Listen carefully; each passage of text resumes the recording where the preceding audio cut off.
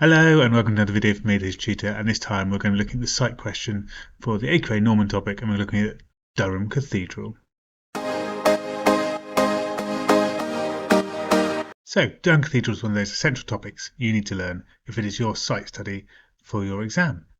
If you haven't quite learned enough about Durham Cathedral yet, maybe there's not much in your textbook, then do look at my revision notes YouTube video that tells you all about Durham Cathedral in detail using the AQA specification and guidance, and also have a look at my revision guide full of notes and revision cards all about Durham Cathedral. Once you've had a look at those, you can test your understanding. I'm going to go through a short quiz and see how much you can remember about Durham Cathedral, and then we're going to look at a question, we're going to plan it, and we're going to answer it in detail to work out how to do a top grade answer. So let's go to a quiz now and see how much you know about Durham Cathedral. Great, here is the quiz. Let's test your understanding of the Durham Cathedral in the Norman times for your site study. So here are 10 questions to test your knowledge. So you can either have revised everything from my revision guide or from my revision video about Durham Cathedral, or you can use these questions to help you look through the pages in the revision guide, or to use my YouTube video, as I talked about, all about Durham Cathedral, full of all the facts you need. So pause me and give it a go. All right, so here are the answers then. So number one, name the saint that Durham was famous for as a site of pilgrimage. So we need to be thinking about St. Cuthbert and remembering that this is one of your important wealth factors. So why do they build a cathedral there? Well, they're guaranteed to get people coming on pilgrimage, giving money. That makes it an important site. What was the name of the old church that was there before? Well, you had the White Church and then the Great Church, depending on which time period you're looking at. But the Great Church, obviously, was the one before, and they're both sites, again, for St. Cuthbert. Name the bishop that began the building of Durham Cathedral. So you've got William of St. Calais. So obviously he's a Norman with his French name, and he starts the process of building cathedral. He's very keen also on having the Benedictine monks there and having this sort of disciplined society developing. Which building inspired the nave, the long nave in Durham? So it's St. Peter's Basilica, which is obviously in the Vatican, in the Papal City, and it's the same size and dimensions as St. Peter's. What was the name of the style of architecture? So Romanesque, as in ancient Rome. So we're thinking about pediments and columns and symmetry and classical features and large stonework in a sort of light colour. Which innovative feature was used at Durham for the first time? So in possibly all of Europe, the stone ribbed vaulting. So in the revision video, it shows you a picture of what that looks like, but you've got to think about ribs in a rib cage going across the ceiling, and they're not wooden, they're stone, which holds more weight, and they can go for a longer distance, meaning there's a greater size to the nave as well, and width. Which order of monks did William Watcher want at Durham, and also, as I mentioned earlier, William of St. Calais also wanted? Well, we got the Benedictine, and they wanted them because they're more disciplined and a more focused society. There was not the poor behaviour or the unclean behaviour of the other monks. They were into disciplined lifestyles with vows of silence, with commitment to God, commitment to writing, and they didn't marry and have children, which was obviously against their religious commitments. Where were the bishops on the feudal system? So they are equivalent to the barons, so they're underneath the king. They're the second level down. They're the tenants in chiefs. So that means they command huge areas of land, and they have an important role in control of the people. They have to form armies and militia to deal with rebellions for the king on the king's direct instruction. So name the land they controlled. Well, because it's a huge area of land, it became known as a bishopric, and these were large areas of land that they controlled. And as in the revision video, as in the notes, they often had to move their base to more strategically important places. So Lincoln obviously was a strategically important place, and Durham, so they had to be in the best sites possible to control large areas. They couldn't be in a poor place, which was a bit isolated, for instance. So name the Archbishop of Canterbury that Durham supported in his claim to control all the Church of England. Well, that's Archbishop Lanfranc, and obviously it shows how Durham fitted in with the national model of control when we're thinking about that. So before we go on to look at the question in detail, please allow me a quick interruption, just to let you know about my revision guides in more detail. So I have lots and lots of AQA revision guides, and they're packed full of videos like this one that tell you how to answer questions. So up to 15 videos in each, explaining 15 answers and how to get a top level mark, all the skills required, how to interpret the mark scheme, all those things are included. And also all the notes you need in little revision card form that you can just simply revise. Also, do look at my channel. There's loads more videos like this to help you through your exams, even if you don't purchase the revision guide. Now, back to the question. All right, so here's the question. It says the main impact of Norman Cathedral and church building was their increased power and control over the people. So it's got a statement: the Normans built cathedrals and churches for power over the people. How far does your study of Durham Cathedral support this statement? And explain your answer. You should refer to Durham Cathedral and your contextual knowledge. So that's the question. Now, it purposely has lots of information in it that tells you what you need to do. So have a little think. Look at all those command words like explain. What is it telling you need to do to actually achieve well in this question? So in your revision guide, you can fill in some skills that you think would be appropriate to do. If you haven't got a revision guide, have a think now. Pause me, have a think. What do you need to do to be successful in this question? Okay, you've got some ideas? So here's my idea. So firstly, it's a 16-mark question. So it needs 3 paragraphs, not the 2 for an 8-marker. And it needs a good conclusion. You need to focus on explaining causes or consequences. In this case, it's a cause question. It's why did they build the cathedrals and churches? And is it to increase power? You need to argue in terms of the question. So you need to have a paragraph about power and control, and then 2 other causes. Or if it's a consequence question, argue the consequence you're given and 2 other consequences. Argue in a well-structured paragraph that has a clear point, evidence and explanation. And you might consider an evaluative link, so the Peel style paragraph is useful. You want to include lots of facts and knowledge in there about Durham cathedrals, but also other churches, other cathedrals, about Norman life, in this case, power and control, maybe other factors. Okay, you need to have good evidence and knowledge and good impact knowledge. Then you need to conclude at the end, and it asks you as a command phrase of how far. So you need to give an amount in your ideas. That could be very much agree or partly agree with the statement. Okay, so then we need to think about how we might plan this. So we have been given one argument, power and control. Now in your revision booklet, or if you're working on the screen, you can see I've got 3 boxes. I've got power and control and then 2 blank arguments. What do you think would be 2 other good arguments? Have a think over your notes. What other reasons are there for building cathedrals and churches? Pause me now and have a think. Okay, you've got some ideas? Well, obviously given power and control in the question, but here's some other ideas. Maybe it was to reform the church, to change the way in which the church was organised and run. You know, obviously Durham and other places were a centre for change with the Benedictine monks, for instance. Maybe it's for economic reasons. Maybe it was making money or showing wealth. Maybe it's to do with, you know, a real big site for pilgrimage, for instance. Okay, so now you've got some ideas. You might have different ones that you think work really well, and that's great. You've got your own independent ideas. But let's test they work. So can you think of maybe 2 or 3 really good pieces of knowledge that support it, that you could explain, that have impact to them? Okay, can you think of 2 or 3 really good bits of knowledge? And if you can think about positives and negatives, that's great, because it says how far.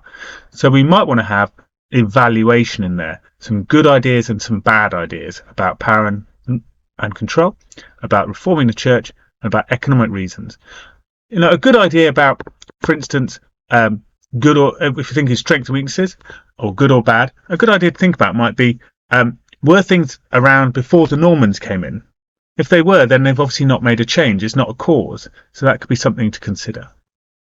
So pause me now and come up with some ideas. Okay, so here's my ideas. So power and control. Okay, so firstly, obviously, you know, the site was a centre for stopping Scottish and Viking raids, and Durham in particular showed the power of the Normans and the potential to control from these Viking and Scottish raids. Thinking about some of the bishops, they had great relationships with the Scottish monarchs, and they could sort of help stop raiders. Okay, so Ethelred, for instance, he was a good bishop who warned the Norman leaders of a potential rebellion of Edwin and Morcar. He understood the people. He was loyal, and he shared that there was potentially rebellion. Unfortunately, he was ignored. So it was a site for a really great, powerful tenant-in-chief, or a prince-bishop as they were known, to control a large area. So obviously William of St. Callum was a powerful prince-bishop who could control a militia or an army to control the area. So it had to be loyal Anglo-Saxon bishops or loyal Norman bishops, and that was what happened at Durham and at these other sites. So also Ethelred, for instance, remained loyal, and then obviously after that we've got William of St. Callum and other bishops who are really fiercely loyal and trained to be Norman bishops in a Norman style that are very loyal to William. However, it might be worth considering that obviously Ethelred, for instance, there was no Durham Cathedral there when he was loyal, so the building of Durham Cathedral or New Church didn't necessarily inspire loyalty from the Anglo-Saxon leaders. They were loyal before the buildings were made. Okay, what about reform of the church then? So the Normans believed in great buildings to show the importance of the church, like Durham Cathedral.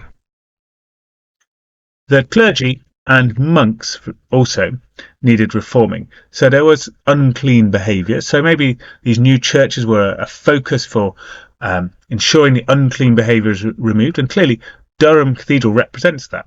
With the new spectacular building, there was a new lifestyle to go alongside it. There was new facilities and dorms and homes for the monks. And within that, they were expected to be in the scriptorium, writing in their dorms, considering silence and their vows. So the facilities were there for the disciplined lifestyle. But there were some ways there was not change. So Durham Cathedral was a site for celebrating St. Cuthbert. So the Normans kept that tradition going. So there's no real change there. Although, of course, the building was built to celebrate St. Cuthbert even more. That's why they built it there, to really show their continuity with the idea of saints being something to really, really celebrate. And then finally, we've got economic impact. Of course, Durham was an important economic site. The Normans obviously gained due to the site of St. Cuthbert and could earn more by having the cathedral there as people went on pilgrimage and donated money to St. Cuthbert. But also it is a site that shows their huge economic power. The Romanesque features, the grand building, all shows their economic power and might and their economic control of the region. But it might be worth considering that Romanesque features were not necessarily just a Norman thing. Obviously, Edward the Confessor was also a Norman king who'd been brought up under the Normans. He also believed in Romanesque ideas. It wasn't necessarily just William I that brought around Romanesque buildings, although under William more emerged in England.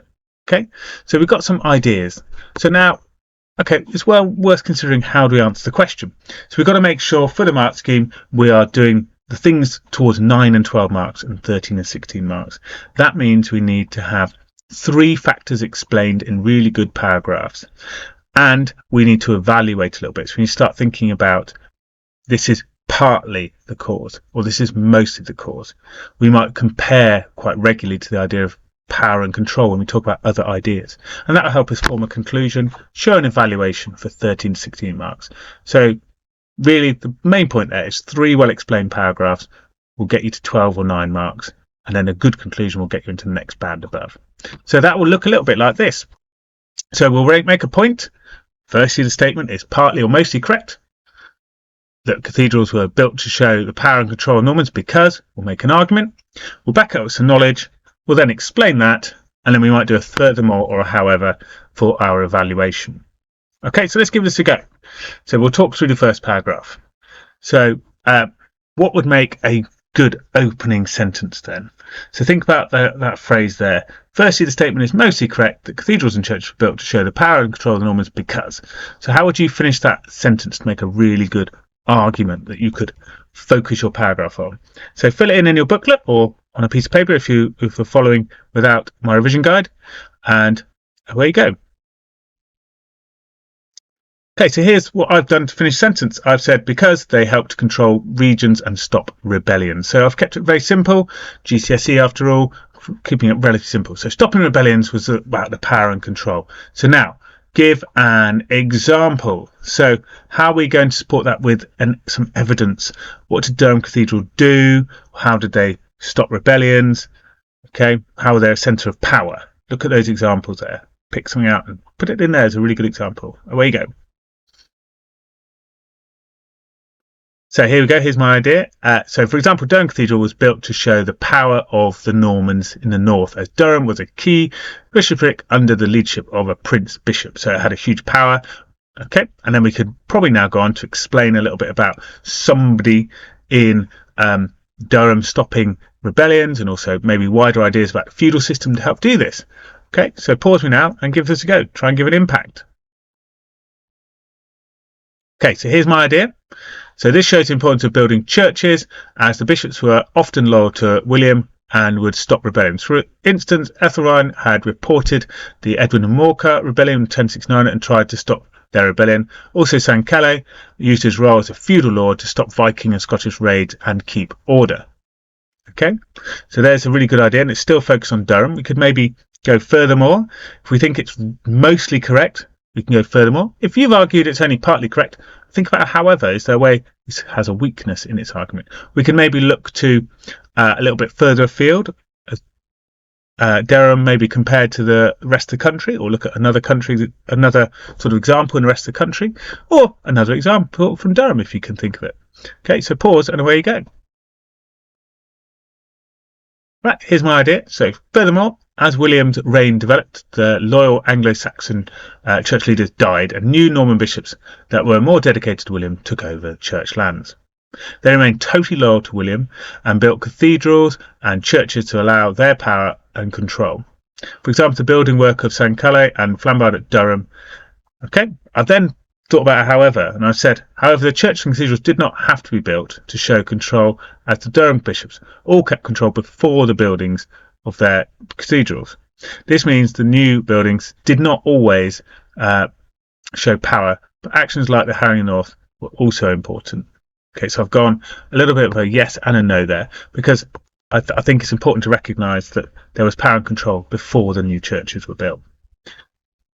Okay, so let's think about the next idea. So here's just a writing frame for the whole thing. So I'm not going to talk you through this one in detail. Use the notes there to help you come up with an argument about reforming the church. We want to think about perhaps there was some things they considered to be backwards behaviour. Did they feel like it needed modernising in any way? And then you could support it with some evidence and explain that modernisation we see in the church, the Benedictine monks, etc. Was it just, does Durham really represent that? Does it really support that? Have a think about that, okay, in your answer. Okay, so pause and give a go at writing the whole paragraph, and then I'll show you an example afterwards.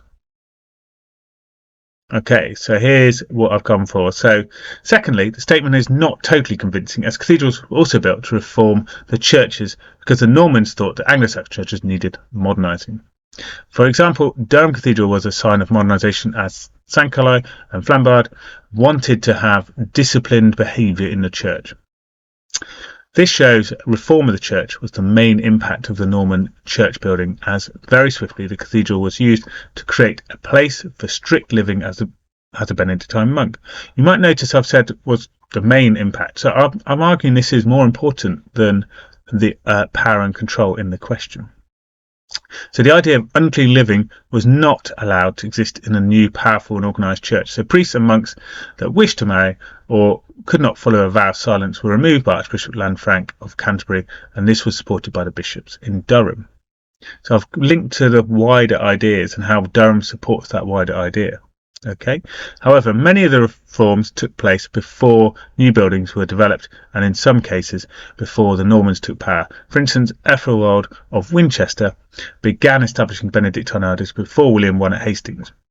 Also, many religious ideas remain the same. The Normans respected the idea of worshipping saints and building the cathedral at Durham, as this was the site of St Cuthbert. Okay, but I'm still arguing strongly that most importantly it's reform of the church.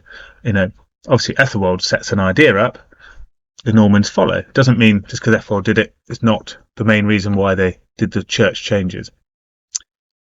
So next paragraph, we've got economics. So again, we've got an idea here. Have a go at economics. You might want to think about, is it showing their wealth and in there, and maybe it's some potential to create wealth in the cause of it.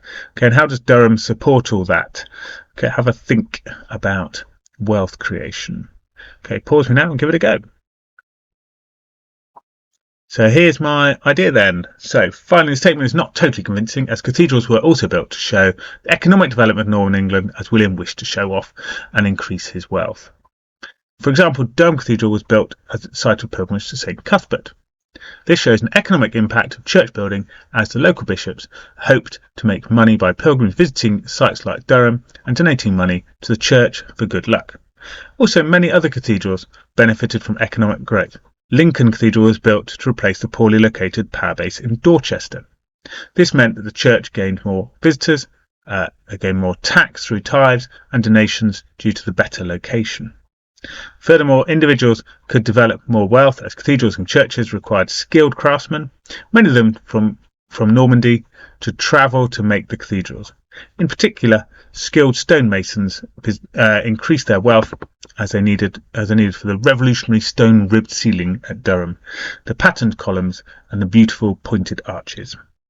However, this is not as important as power and control, as fewer people benefited from its economic change. It's quite limited, isn't it, stonemasons? Okay, so you've got a good idea there. Hopefully you come up with some good ideas. Have a review of your paragraphs. Have you got some good knowledge in there? Is there, maybe you can annotate your paragraphs with some ideas that you've been inspired by in this answer.